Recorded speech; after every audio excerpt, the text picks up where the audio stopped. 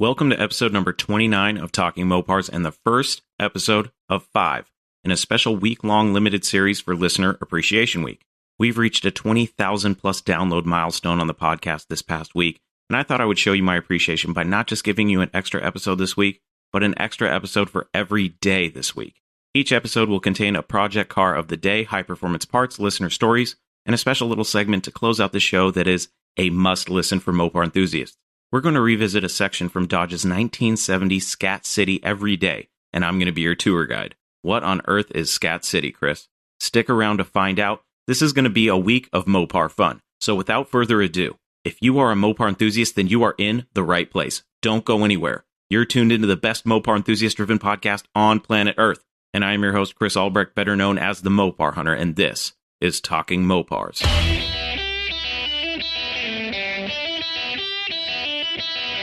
You're listening to Talking Mopars with the Mopar Hunter, your direct connection to all things Mopar.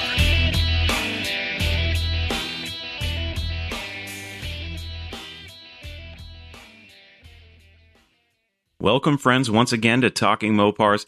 This is a week of celebration. We are celebrating 20,000 plus downloads since this podcast launched, and I wanted to give you guys a series of 5 episodes. The only change from normal weekly episodes are that we are going to have Project Car of the Day instead of just one for the week. As usual, the cars will be selected from the recent postings on the Mopar Hunter Facebook page. In addition to that little change, these episodes will be a little bit more condensed than normal episodes, but with all the same great Mopar content that you've come to know and expect from this show. Also, I want to let you guys know that I'm launching an online store where you can purchase Talking Mopars gear to help support the show.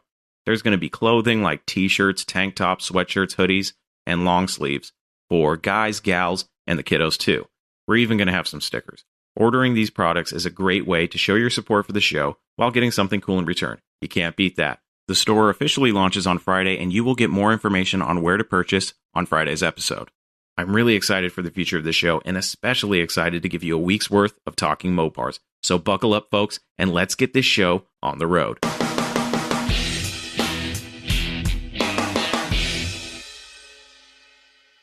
You know, it's really funny. I was just getting into Project Car of the Day, and my phone went off. I got an email alert from a listener who submitted a story, which is great news.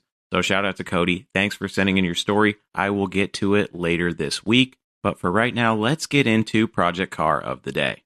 Today's Project Car of the Day is a Little Red Express. So it's actually a truck. And it was posted on the Mopar Hunter Facebook page on Saturday, May 23rd at 7:47 a.m.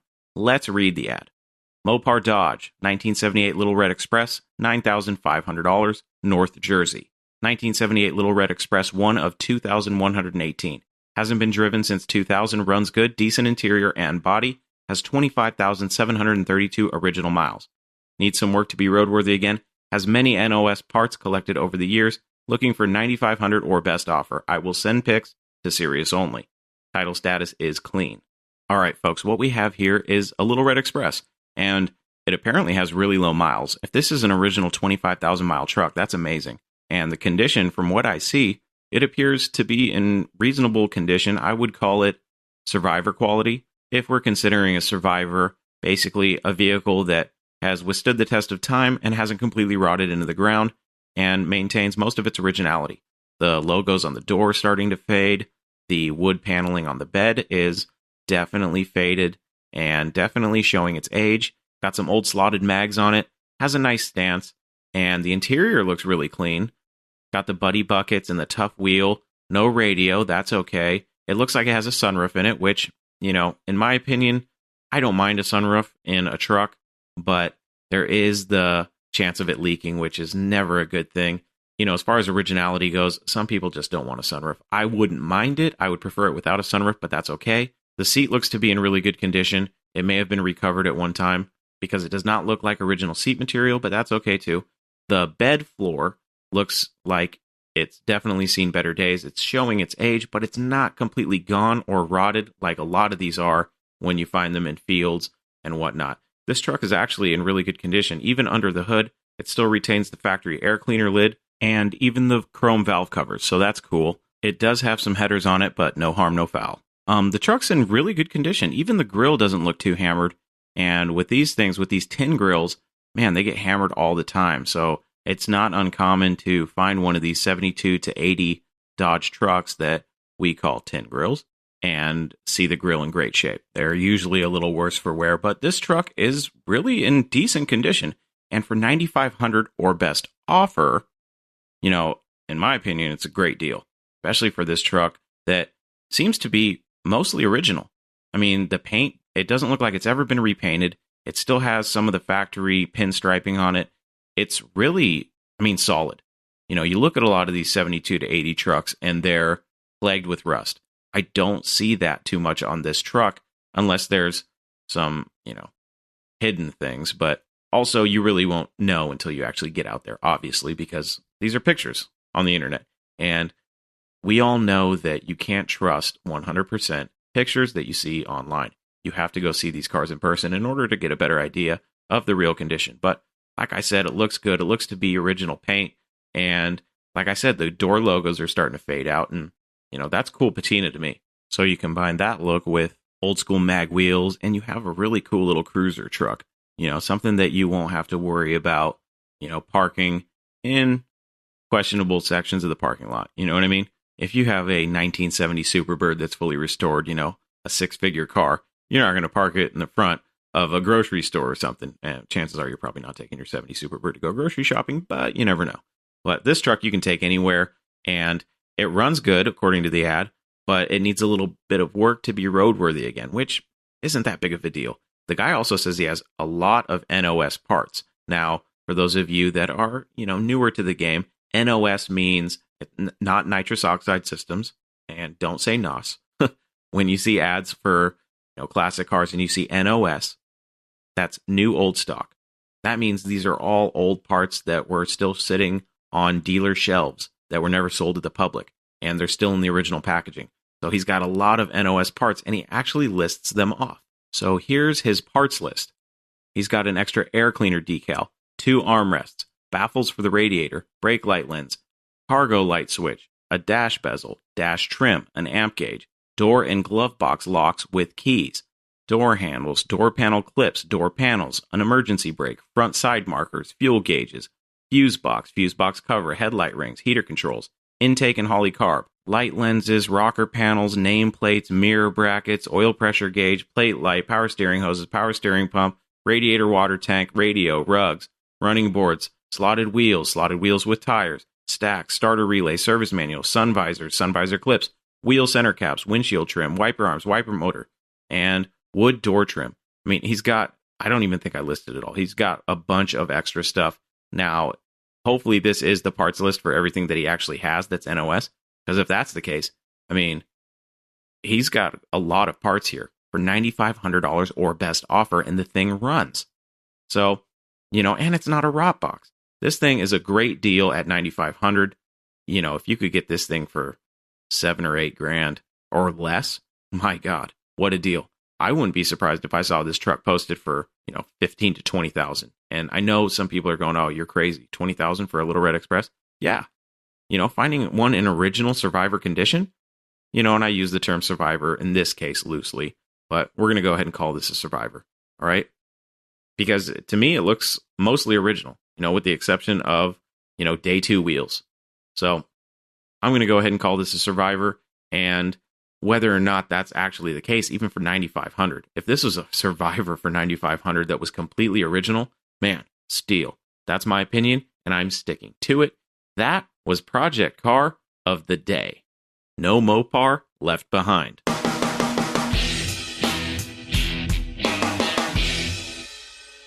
This week's high performance part belongs to a controversial car from a controversial film. And that car is the 1970 Dodge Charger featured in the first Fast and the Furious film. And I'm going to go ahead and say that I'm only going to speak about the car as it was first introduced in the film.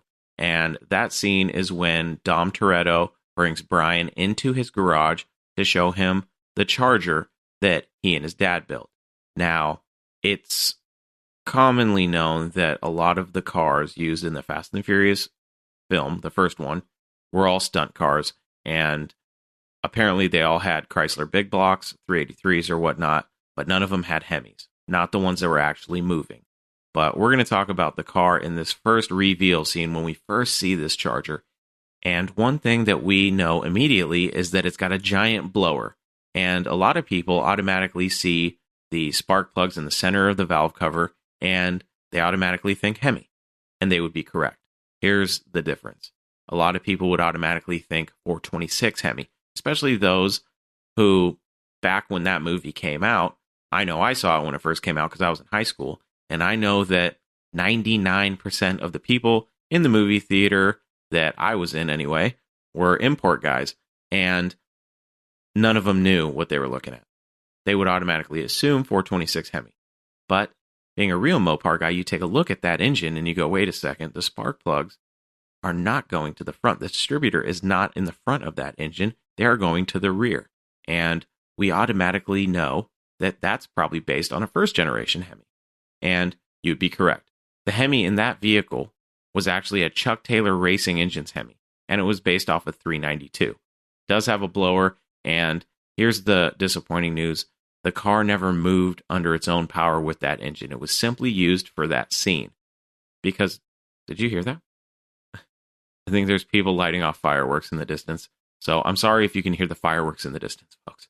But back to the car. So they never actually used that engine in the car for any of the moving shots. So it was only there for looks. And, I think they did a pretty good job. They picked a decent engine. A Chuck Taylor Racing Engines Hemi, old school, very cool. And, in the movie, Dominic Toretto claims 900 horses of Detroit muscle, which, could very well be. Those old 392 Hemis are not to be messed with, especially if they got a blower on them. And I just wanted to clear that up. So all the other Chargers in the movie, cool. And, it's kind of funny because in the entire Fast and the Furious franchise, there's a lot of Mopars. So I'm a fan of the movies. Are they super unrealistic? Yes. Do they have a lot of crazy scenes? Yes. Are they entertaining to me? Sure. They're not as entertaining to me as like a 2-lane blacktop or something like that, but they're entertaining nonetheless. I'm a car guy. So if there are cool cars in a movie, I'm down to watch it, and being a fan of Mopars, when I see any Mopar in a movie, I'm excited. And if you just look at all the Fast and the Furious films, there's a lot of Mopars in them. So I'm a fan, and I'll admit that. Is it my favorite movie ever? No. Would I have done different things with some of the cars? Yes. What is my favorite car from all of the Fast and the Furious films? I would say the 69 Daytona clone. I think that is a really cool car, and that may be a future high-performance part. But for now, the 1970 Dodge Charger in the very first reveal scene for the car in the first Fast and the Furious film is the high-performance part for today. That was high-performance parts.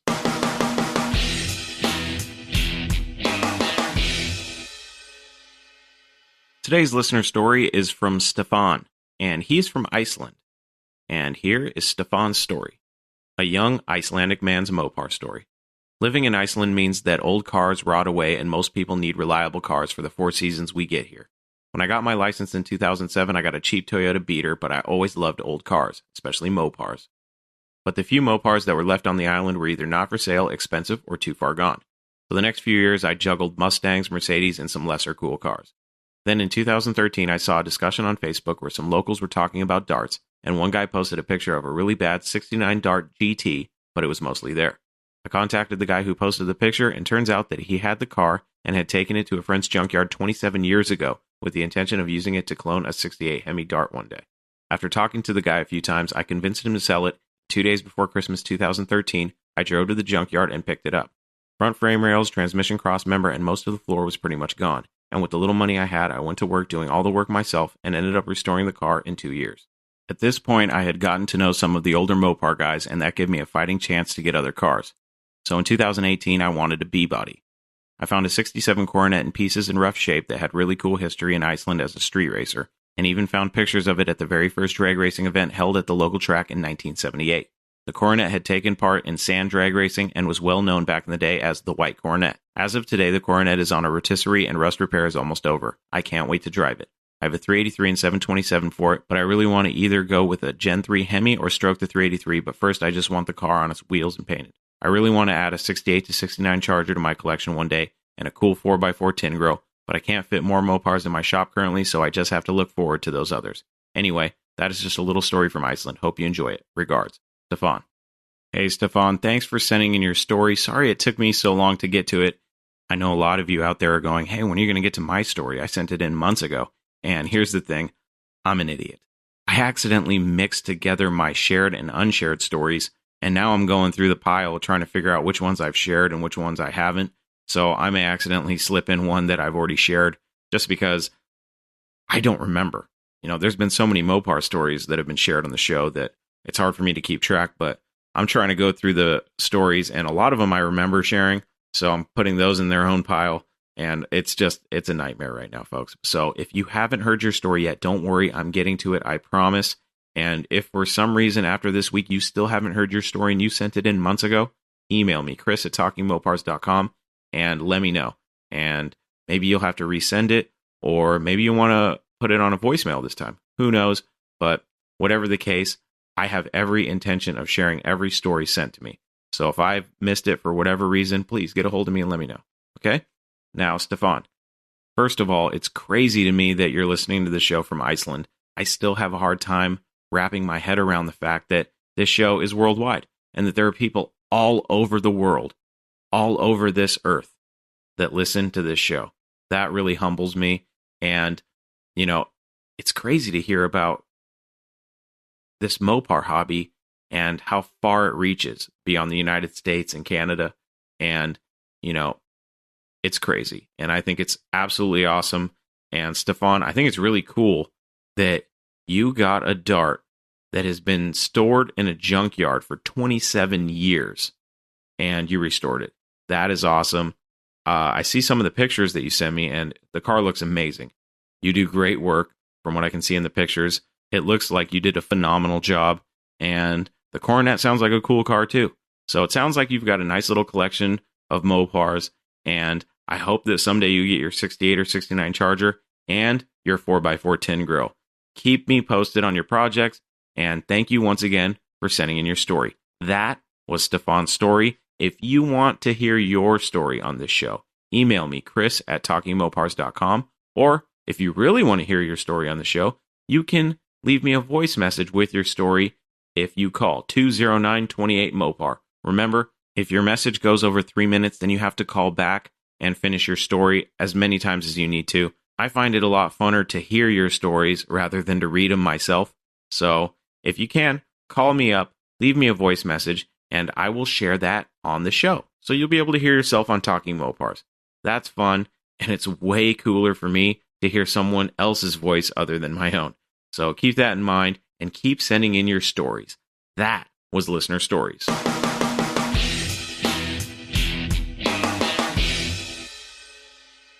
Next stop, Scat City. In late 1969, Dodge introduced a brochure that you could find in magazines that was announcing their 1970 Scat Pack vehicles. And frankly, it's one of the coolest brochures ever to be found in a magazine. Okay? It was basically a giant advertisement for these cars. And I don't think any other automotive manufacturer came up with something quite as cool. So what I want to do for the next 5 days is give you a taste of each of the cars featured in this brochure. So I'm going to actually read directly from the brochure. Basically, each segment is one of the cars featured from the Scat Pack, and it's going to give you some specs and even a review from a professional driver, because back in the day, Dodge had a relationship with all these professional race car drivers, and each one of them tested these cars and gave their thoughts. So I thought it would be really fun to go over these, and the first one for today's show is a 1970 Dodge Dart Swinger 340 that was tested by Charlie Allen. Now, who is Charlie Allen? He's a legendary funny car drag racer, okay? If you don't know who Charlie Allen is, go look him up. He's a legend. So let's kick off Listener Appreciation Week with Charlie Allen's test of the Swinger 340. Before we get into Charlie's test of the Swinger 340, let's go ahead and start with the cover page of the brochure and go ahead and read that, because I think it's a fun read, and then we'll get right into Charlie and his test of the Swinger 340. Dodge announces Scat City.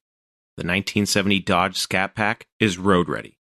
Scat City is anywhere competition is hot, keen, and sanctioned. It's the day after race day, USA. In a small brick building in Highland Park, Michigan, a group of white-coated engineers roll a long-snooted automobile into a closed van. In the Daytona Beach airport, NASCAR winner Bobby Isaacs catches a plane for Chelsea, Michigan, proving ground for the Scat Pack Chargers. Monday morning at 5 a.m., the Wing Thing, the new Charger Daytona, goes for a shakedown run, flat out. Big Daddy Don Garlett's king of the dragsters, hot from shutting down 24 fuelies at a Long Island rail meet, catches a cab for Kennedy Airport. His destination? Michigan International Speedway, and a date with the hot new Dodge Challenger RT. Daddy digs it. See report inside. From the USAC Wars, former national champion Don White wings in to blast the 1970 Charger RT around the High Bank, Michigan circuit. His opinion: a great muscle car for all-purpose driving, and it's even got a functional back seat. Up the river, the guys in the parts department are stuffing boxes with speed goodies. Selected intakes, jugs, cams, cranks, mags, headers.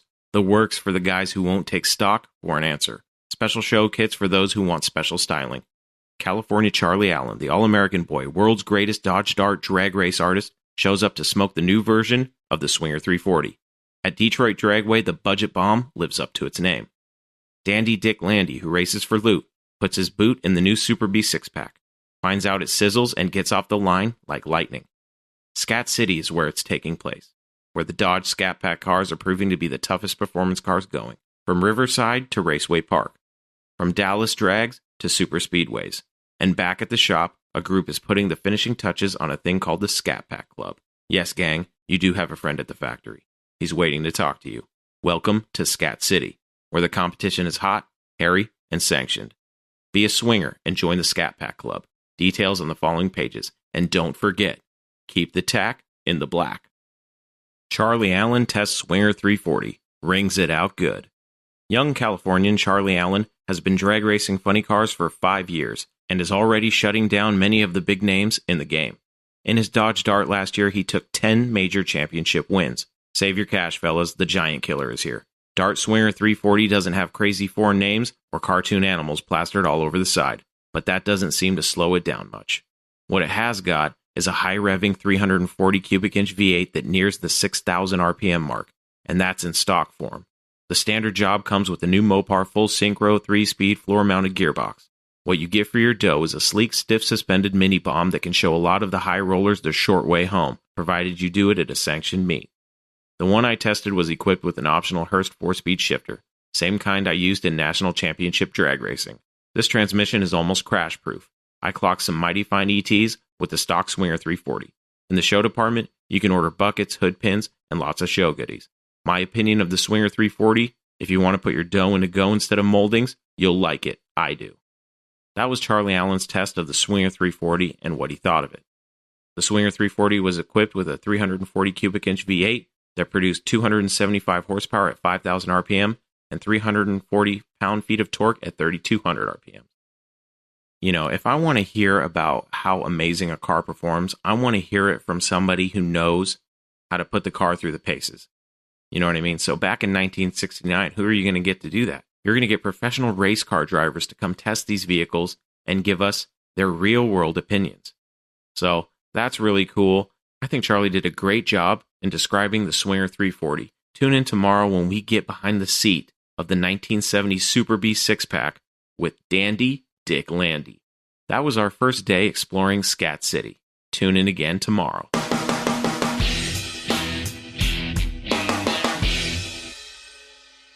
That does it, my friends. The first episode of Listener Appreciation Week is in the books.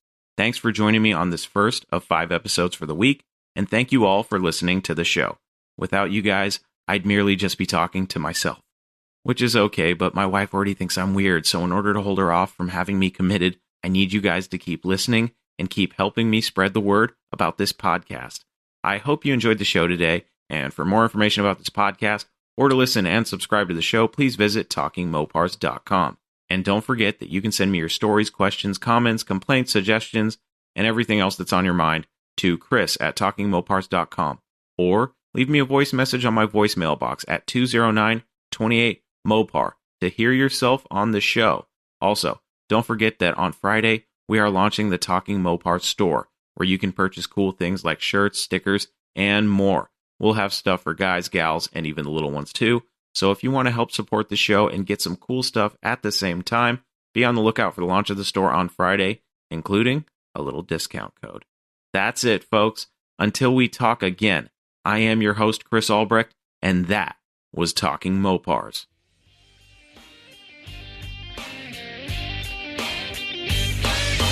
Thank you for listening to Talking Mopars, your direct connection to all things Mopar. Until next time, remember, no Mopar left behind.